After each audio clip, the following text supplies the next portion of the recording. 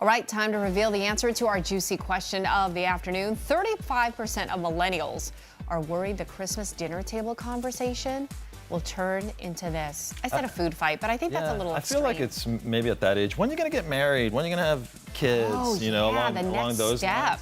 I remember being that age and my parents are, I'm gonna have kids. You know, when are we going to be grandparents? Okay, let's see it.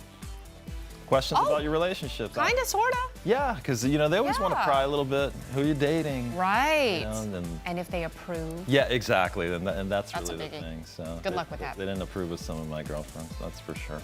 All right, well, if you or wives. Not going to